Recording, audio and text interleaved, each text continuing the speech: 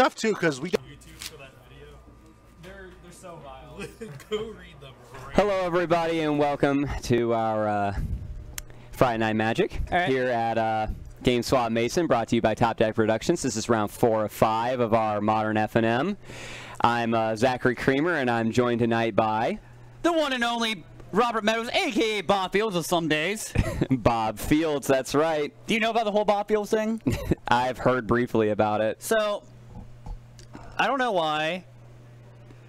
Adam Old just, like, told me, like, something in Travis, like, man, these guys with these names are unbelievable. It's like, you have Jake Valentine, Robert Meadows. Like, this sounds like a rock band. It's like, Adam was like, no, he's Bob Fields now. He's boring. Bob Fields. Yeah. Okay, so we've got John Tople on Grixis Shadow and Andy Falk on Abzan Company. The guys are undefeated as of this point, and one of them will move on to a nice 4-0 after this.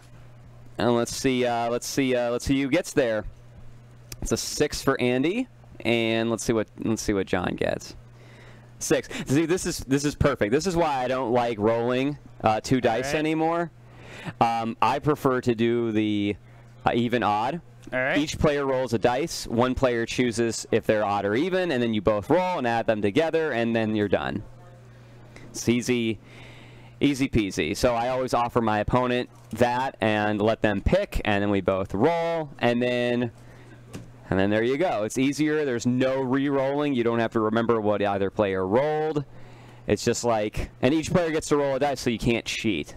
That's the important one. You can cut with the 2 dice system. You can cup them a certain way, and then just kind of roll them onto the board however you want. And you can tell. And there's really not like a lot that you can do about it. So I think odd even just cleans it up a lot. So here we see Andy with the turn 1 mana dork, and let's see if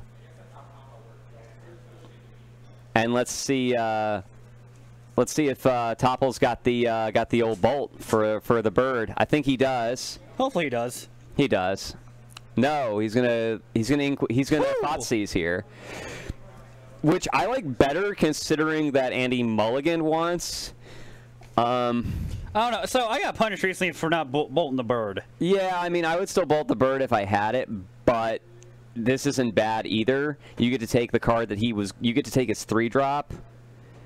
You get to take the card that he was going to play and see what else is going on. For sure, and he drew reverse. So John took a collected company, and then Andy drew a Vizier, which is fine, whatever.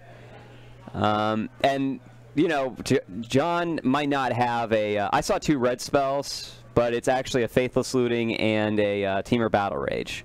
So.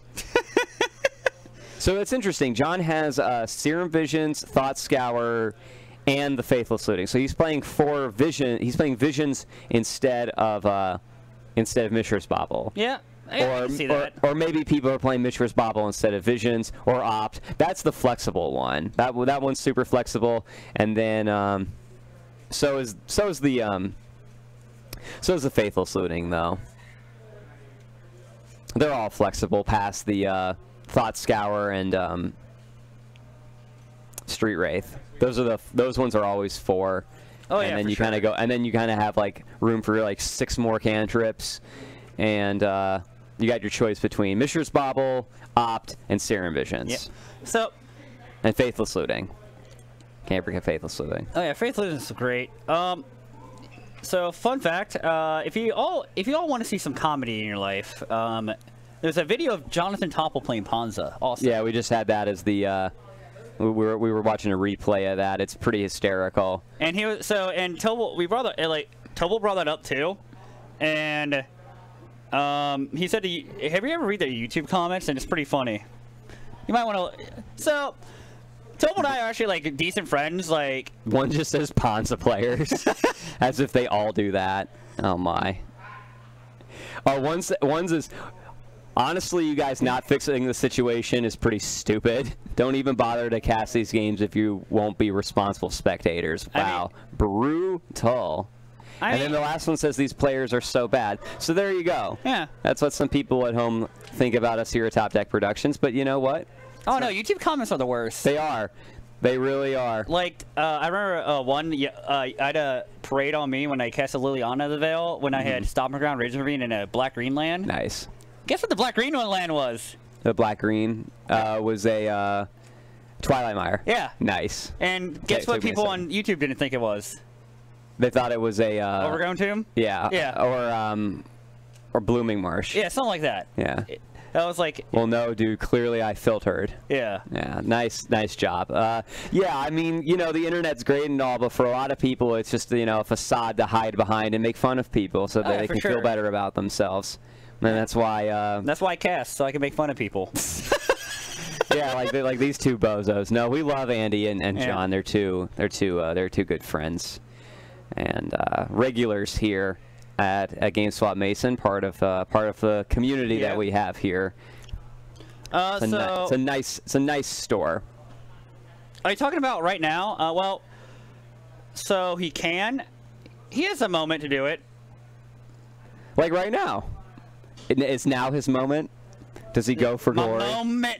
Does he go for glory? Yeah, he goes for glory here. For glory. For glory. So like, it doesn't matter. Huh. What are you gonna do, John? What is the blue card in his hand? Oh, it's a Thought Scour? Okay, I was gonna lose my mind if it was a Telling Time. In Grixis Death Shadow? I don't know, dude. He's playing a main deck of Braid, which I like. Yeah. Which I like. He also plays a main deck EE at one point. Oh yeah, he did. That was lit. Yeah, so I mean, I don't hate these, but Telling Time, that's pushing it. So this is going to get Fatal Push for sure. Yeah, I mean, I don't blame Andy for just going for it here, though. It's like, hey, you got you got something to say about it? Oh, he did. And then he did. And like, Andy's I'm walking here. That's not relevant at all. I just felt like saying it. I don't know. And why. Andy has these 5 cards. Yeah. 6 cards now. He's gonna play what he just drew, which is kind of relevant. That's not too. It's not too bad. Not too shabby. It's not too. Yeah, I mean, now he attacks for 3, and Tople is at 6. But Tople has Death Shadow Team of Battle Rage. Yeah, he's just got a 2-card combo. Whatever, who cares? Kitchen Finks would have been nice. We've been seeing people do this for like a year and a half now. Oh, Kitchen Finks would have let... I mean, Andy is not in a good spot anyways. There's not much he could do anyways. You see him rub it? Yeah, it's like, ooh, be something good, be us. All right, so we're going to see him play the Shadow and the Gurmy, and then untap and win. Not really. Because... So Andy's at 19, not 20, by the way. Because of Horizon Canopy. If Andy finds a chord right here, he can go infinite. I suppose. No, it's not you suppose he can.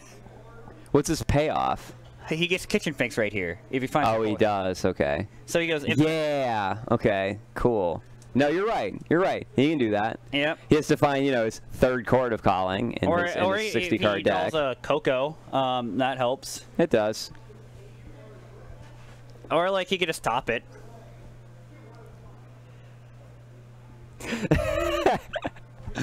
Oh, these are all my cards, Tople. I love Andy so much. Like these are, yeah. I mean, you see it. I don't have any cards in hand. I got nothing to hide. I got this canopy though.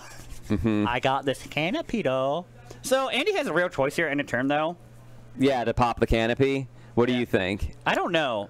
So I think he I think he tops it. I think he pops it. Yeah. God, Canopy is so good. Could you imagine if they made this card in literally any other color combination? I've thought about it. I don't think you can. They literally had to print that effect on that card with the worst 2-color pair. With the worst color pair. Black-white wouldn't be that bad. That's close. Because, like, green-white still played in Abzan. Like... That actually had me thinking now. Abzan gets it, dude. I mean, Abzan already has it. Like, Abzan. Yeah, they do, don't they? Yeah, black-white. Black-white's not too far off. Blue. It's still blue. Like, green-blue is still blue. Love this line. Red anything. Red anything that's too good. You can't let red draw. Like, that is the one thing that red doesn't get to do cleanly. Like... No, all the cantrips with draw, like all the red cantrips with draw a card, they're bad. They're bad. And all the good ones also make you discard your hand first.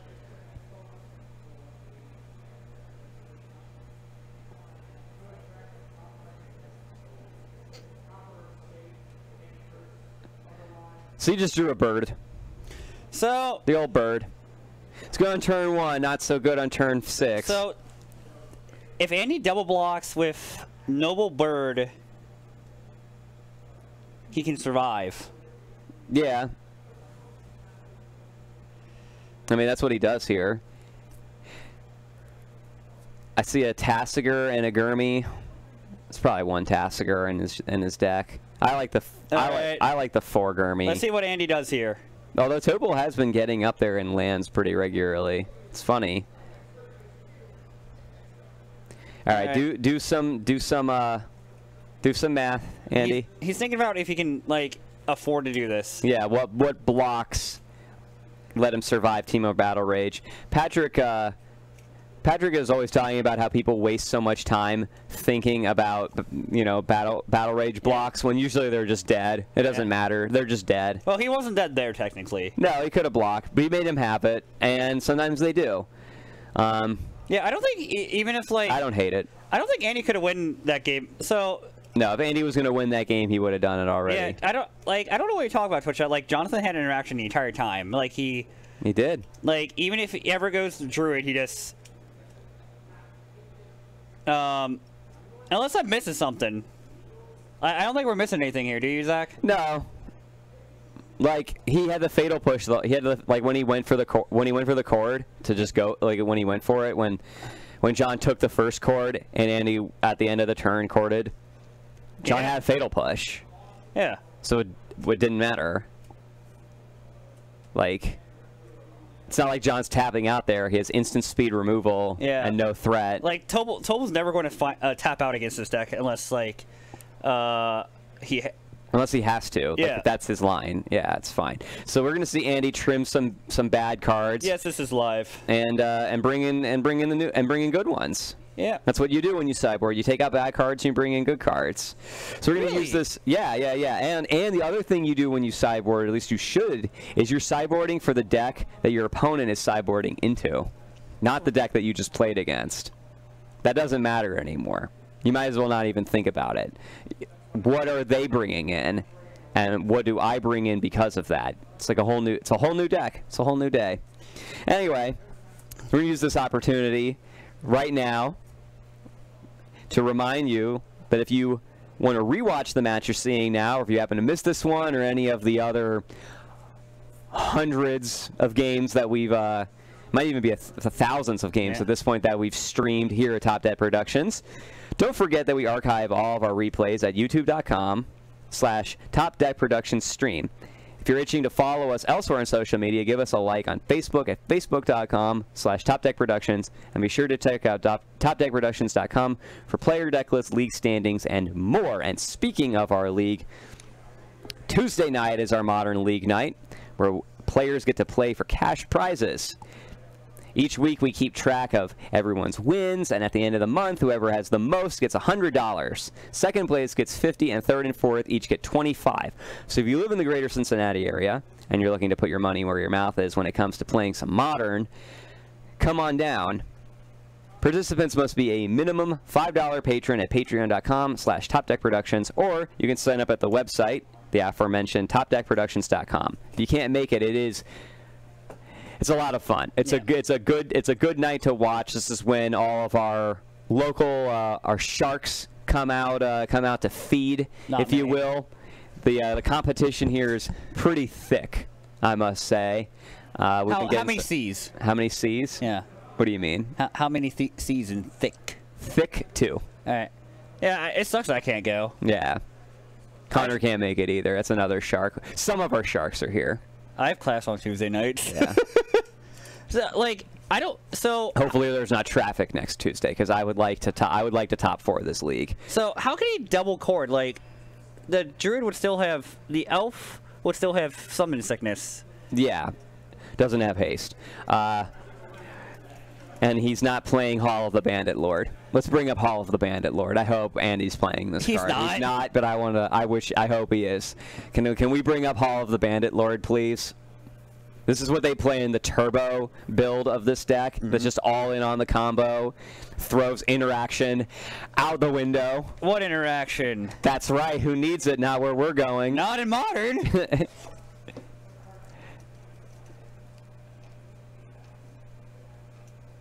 That's okay. Okay. Hall of the Bandit Lord. This is what Andy needs. Hall of the Bandit Lord. Hall of the Bandit Lord. Look how in-depth Tople is. That's right. I love his fingernails. So, also, you know what other card Andy could use coming up that just got spoiled? Assassin's Trophy. Maybe, but Knight of Autumn. Knight of Autumn. Knight of Autumn, yeah. I mean, who's not going to want to play this modal 2-1 for 3 that does 3 different things when it comes into play, all of which are relevant at any stage in the game. So, I don't think I like when you kept saying that. Like, at first, like, you made it sound just, like, so stupid why someone would play it. No, I don't know why you wouldn't play this card. It does everything. It does everything and saves it. You just build up. He's like, yeah, 3 mana 2-1. It does 3 things, but also all things are relevant, actually. At all stages of the game, always. Yeah. Like, I don't know why you wouldn't play this card. It does everything and saves everybody. Dual deck Knight of Autumn versus Knight of Autumn. Dual deck Knight of Autumn. Dude, but it's still the second best green-white Knight ever. Knight of the Reliquary? Yeah, Knight of the Reliquary is pretty lit. I like that this one's not a human. Yeah. Thank God. It's a Dryad. We haven't had a Dryad Knight before. Dryads are usually just Dryads. It's a Dryad riding a horse. Yeah.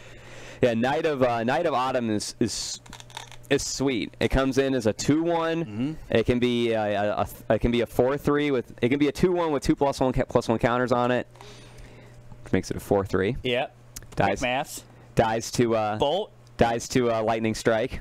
We're talking about standard here, but yeah, in modern it dies to Lightning Bolt and Wizard's Lightning and. Oh, I love Wizard's Lightning. And Lightning Helix and all of those. Kicked Burst Lightning. Kicked Burst Lightning. Yeah. I don't know when that's relevant. But yeah, Knight of Autumn, or the second mode, it can destroy an artifact or an enchantment. Yeah. And then the final mode is to gain 4 life. For when you're playing against red decks, because God forbid you lose to a red deck. So that's Knight of Autumn. It's pretty lit, not gonna lie. I think it's a part of a cycle of 3 mana modal spells, because we saw a red-white one that has 2 modes, which makes me hopeful that there's a can't be counterable cycle.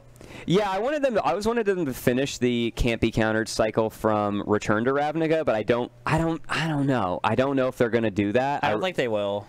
I hope they do, but I don't think they will. I'm hoping that there's like an Assassin's Trophy level card for each color, but I don't think that's going to happen either. At this point, I think every color pair gets like 2 legendary creatures, and we saw one of the red-white ones, so maybe the other one's like a 2-drop or a 3-drop, and that one's sweet.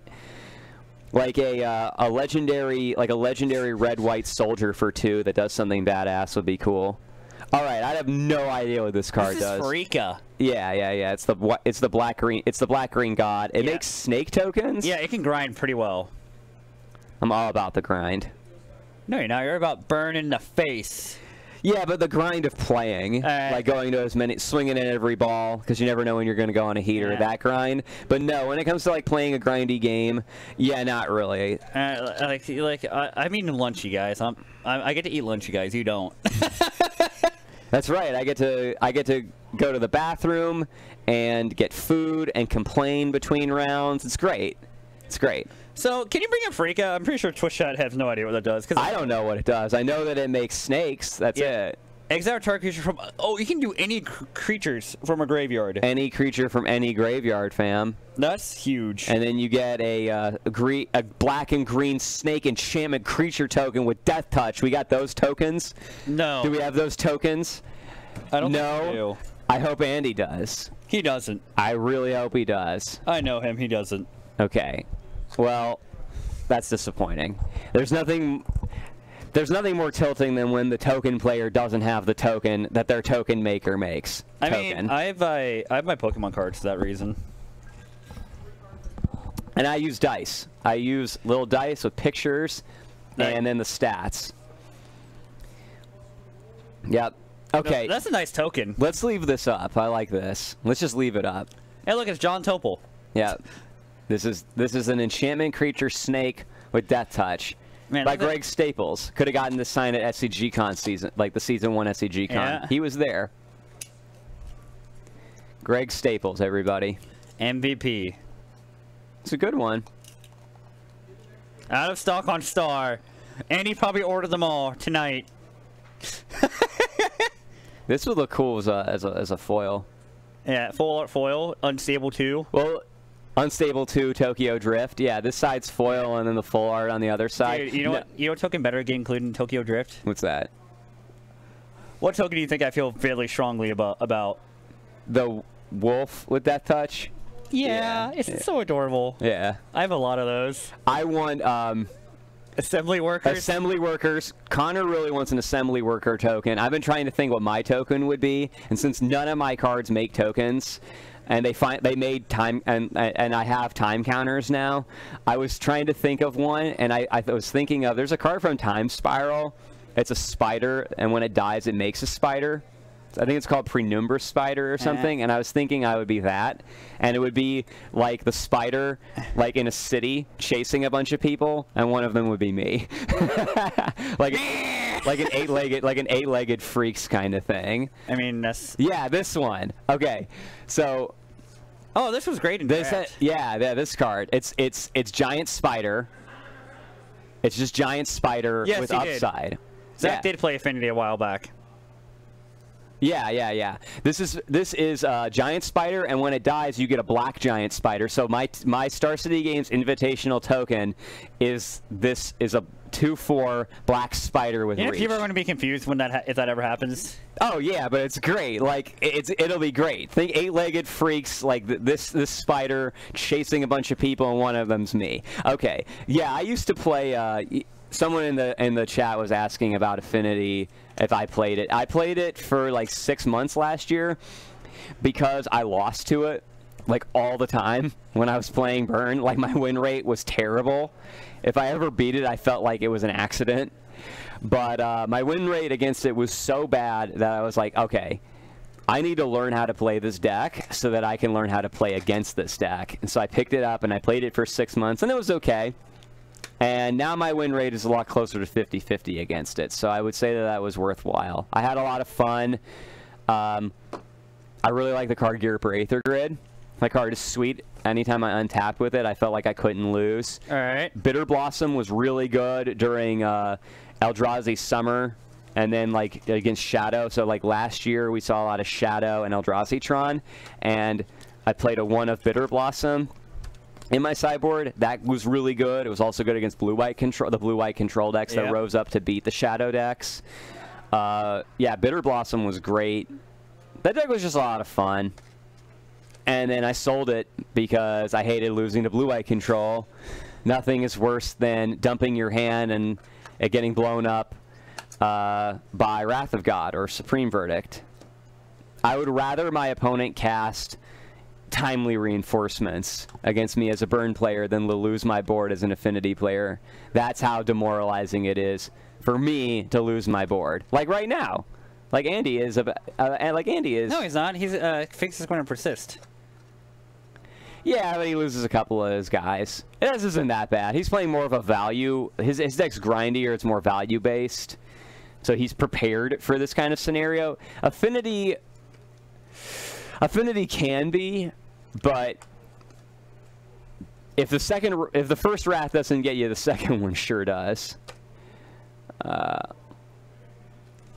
Andy is holding on for dear life. Yeah, I don't like classic Affinity. I don't like the what I call robots or Metalcraft Affinity right now. I think that and I'm not really a big fan of the Hardened Scales Affinity deck. I think it's just a fad. But yeah, like Affinity is kind of hurting in the current meta game right now. We saw a lot of people bringing, like we see people boarding against like for KCI, and now KCI is hurting because of that. Yep. But yeah, when you want to be playing Affinity when people start to cut their sideboard hate, when people go down to like 1 Ancient Grudge instead of 2, stuff like that. Yeah. That's when you want to be playing Affinity. Right now is a really good time to be playing Burn because no one is playing Collective Brutality. Hope I didn't spoil it. But burn is going to be good until people start playing collective brutality again, which will probably be when everyone goes back to playing Jund after Assassin's Trophy comes into. Yeah, I'm kind of worried about that. Because not only is Assassin's Trophy good against burn, collective brutality out of the sideboard is really good. Yeah, it is. I'm worried about Assassin's Trophy because it will destroy my Sacred Foundry, and I might not have a white source to cast my multicolor cards. Right. That's it. That sucks. Yeah, but you know, I have. You play that risk. I can fetch. I can fetch shock twice in a game, or hopefully draw Inspiring Manage. It's just gonna suck, like the games where I don't have that option and they take me off of white. So this freak is doing a lot of work right now. It's a grindy game. I mean, this is how you beat Shadow, and we saw decks when Shadow was at the top. We saw more decks like incorporate this kind of strategy into their deck to combat it. It's like, I'm gonna make a 1/1 every turn, dude. I'm gonna block your guy. I'm gonna make a 1/1. And like now, I'm gonna block your guy. Has like Counter Squall in hand, and it's like it's not doing anything. Andy has an indestructible dude and 1/1s with Death Touch. It's not a dude. It's a guy. It's an enchantment. Get it right. It's not a dude yet. You're right. The devotion's not there. Oh yeah, he can't even block with that. That's fine. Yeah, Andy gets to block or just have a he can attack freely. Yeah. And I'd be exiling Tople. That's a counter squall on John's hand. I don't hate it. So the new blue red counter spell reminds me of counter squall, and it really just makes me wish that the blue red one just cost 2 and not 3. Like, come on, can we just get like a 2-mana unconditional counter spell, please? Like, they're not going to print counter spell. No. But look, Ionize. Why does this cost 3? Why? Like, who cares? Really? Like, you have to play blue and red in your deck. It's not counter spell. It's is it spell? Yeah. I don't know. Like, just make it. Just let this cost 2. Just let it cost 2. Yeah. Big deal. Like, who cares? Like, seriously. Make it do 2. I don't know. Like, when I read this, I'm like, oh, that's pretty good. Oh wait, it costs 3. Never mind. But you know, with Goblin Electromancer makes this cost 2. I would exile Johnson's Death Shadow right here. If I was Andy. Yeah, you can buy it. Yeah, because John can buy it back with this Liliana. I think John's just playing to Teamer Battle Rage. He doesn't have a board. He can use the Liliana to get back the... No, he won't. Okay, well, so much for that. No, this game is just winding down. Yeah. The Farika... It's really doing a lot. It's doing a lot. Also, back-to-back Finks doesn't hurt. Farika would have won by themselves. Is Farika a creature yet? No, 1 off. Oh, no, we're dead. We're dead. Yeah, we're dead. All right. I would kill the Finks.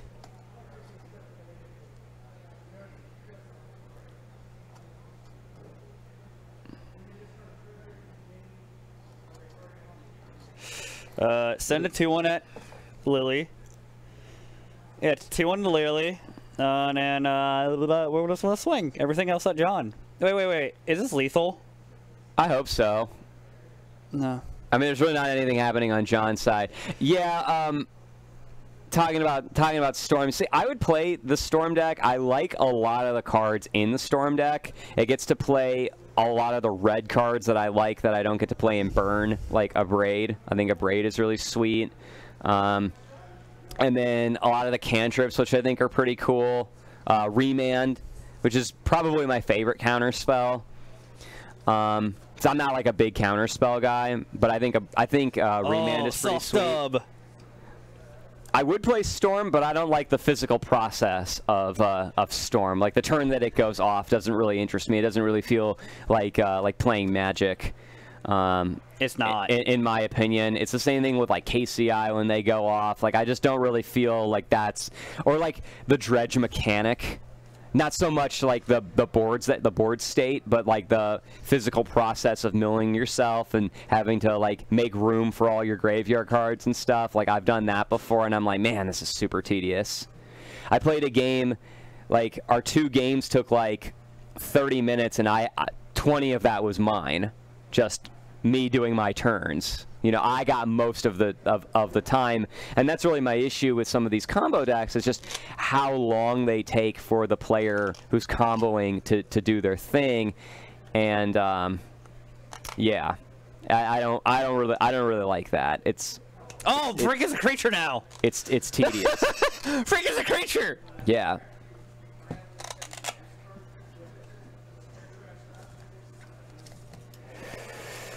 Storm is the budget deck of the format, and it's good. And that's, and you know, there should be something like that. It used to be Burn, but Burn's like $700 now. It's really funny. I see people start to build Burn. They'll buy all the Lava Spikes, which is a $5 card. Really? Yeah, Lava Spike's like $5 or $6, dude. It's hysterical. That's pretty hysterical. Worst card in the deck. It's $6. Anyway, yeah. So I'll see people. They'll buy all the cards, and then they'll get to Goblin Guide, and they'll be like, "Well, Goblin Guide's $25. I'm just gonna buy Vexing Devil, whatever." And the thing I tell them is that that's a mistake. Vexing Devil's like a $9 card, $9 or $10 card. You buy 2 Vexing Devils, you could have bought 1 Goblin Guide. You buy a playset of Vexing Devils, you could have had like 2 Goblin Guides, and now you're in the whole $40, and you still need to buy your playset of Goblin Guides. So now you're, instead of just spending $100 and getting your playset of Goblin Guides, you're now $140 away from that, you know? So they'll get to their Goblin Guides, and then I won't buy them, and then they'll finally get them, and they'll get to like their shocks and their fetches. I see budget burn decks all the time with like the red-white Pain Land. Mm-hmm. With like the red-white filter land, or the check land. The check land, yeah, Clifftop Retreat. Which, don't get me wrong, I would love to play Clifftop Retreat or Rugged Prairie. You just can't. You just can't. Every land in your deck has to come into play untapped on turn 1 and tap for red on turn 1, because any land could be your only land. I would love to play Rugged Prairie. I think that would be lit, but you can't. So yeah, you get to the part where you have to buy like the Goblin Guides and the fetch lands and stuff. And it gets expensive, whereas Storm, because it doesn't play fetch lands, and every card in it has been reprinted a bunch of times, gets to be $230. And if you don't mind the actual physical process of storming off, it's a good deck. You know, you lose to Thalia sometimes. But and you know, everyone's got sideboard cards for it, but other times you get to play against decks like Andy's and just run them, because this deck doesn't beat a combo deck. It can. It combos first. That's how you beat them. Yeah. Aha! Or like you have like sideboard hate bears. Oh no, many people play 1 or 2 Inspiring Vantage and Burn. No, you play a full playset. It's the best card in the deck. Like, Inspiring Vantage is the best card in Burn. It's Plateau. It's not the most powerful card in Burn. That is Eidolon of the Great Revel. Eidolon of the Great Revel is by far and away the most powerful card in Burn. It's one of the most powerful cards in Modern. You heard it here.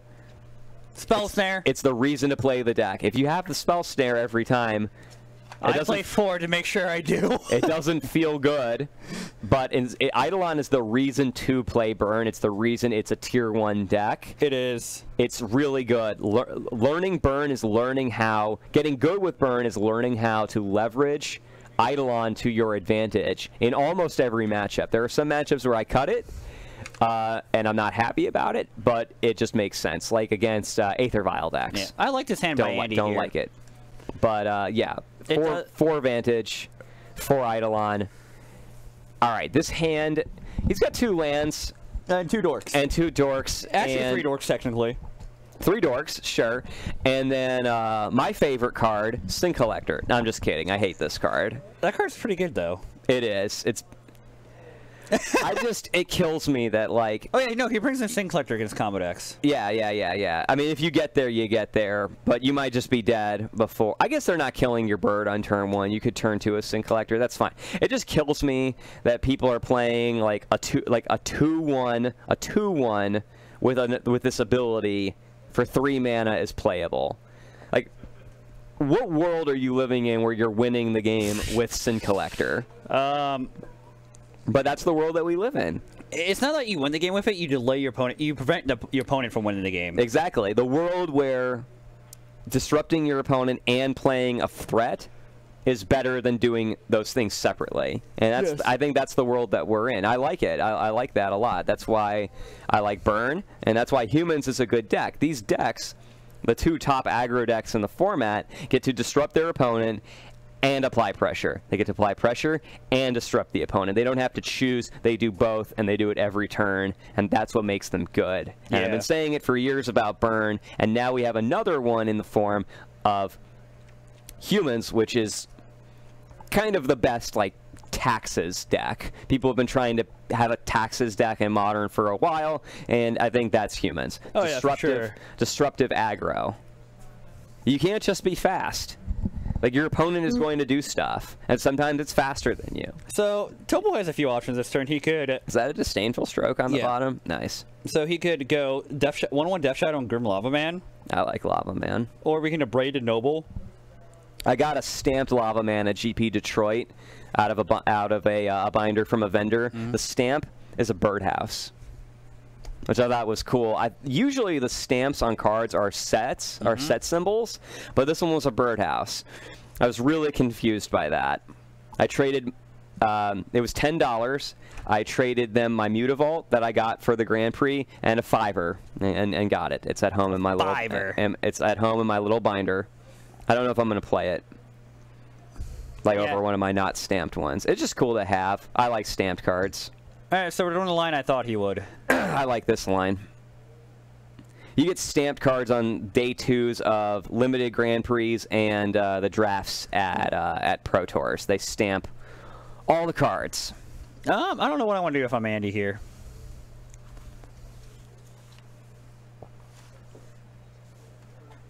We're probably going to Sin Collector here. Like, Andy has a few turns, too. Like, Sin Collector, take a Braid. There's a Pirate Spellbomb. No, sorry, it's the Nihil Spellbomb. Nihil.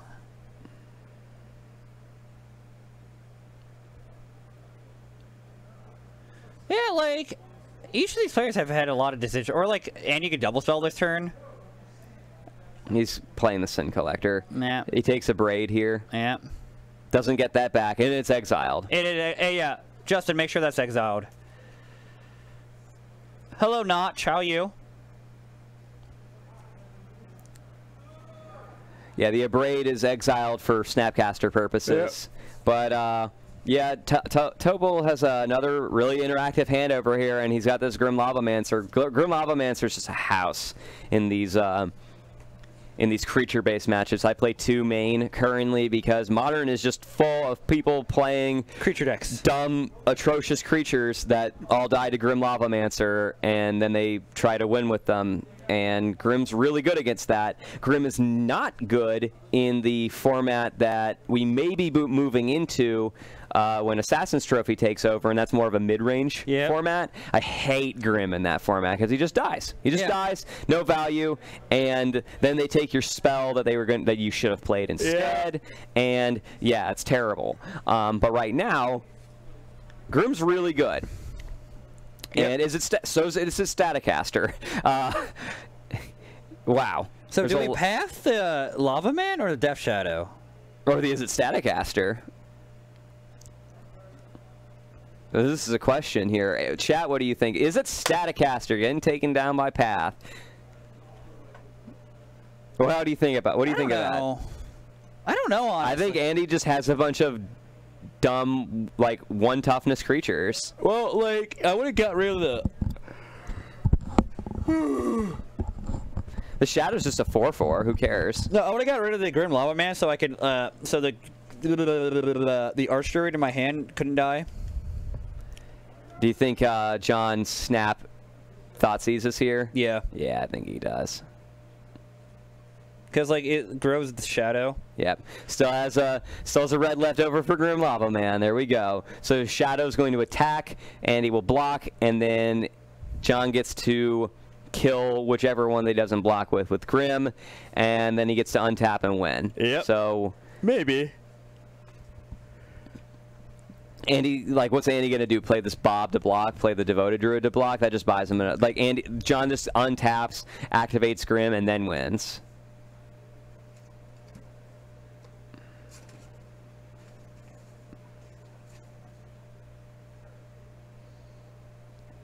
So we have a swing for 6 here because John's actually at 7. There we go.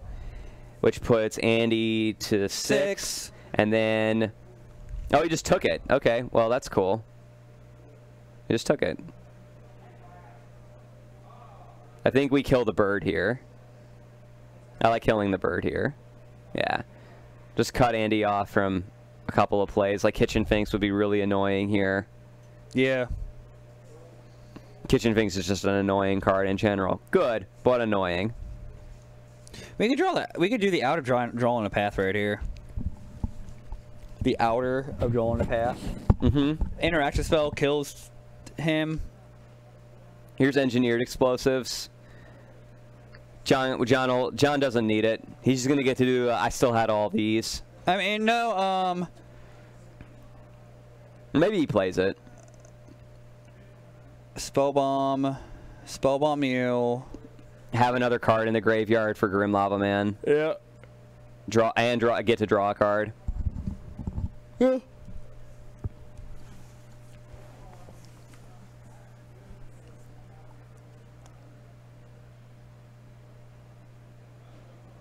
Yeah, we got to do this correctly.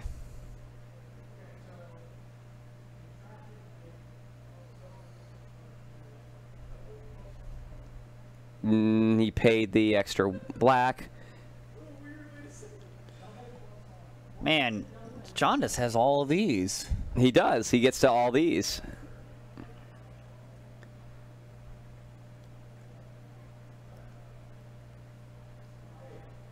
Yep. And he playing it out. What a trooper. Like a boss. Yeah, there we go. Okay. So, yeah, John just... like I like to say, he just ran the jewels. Had a removal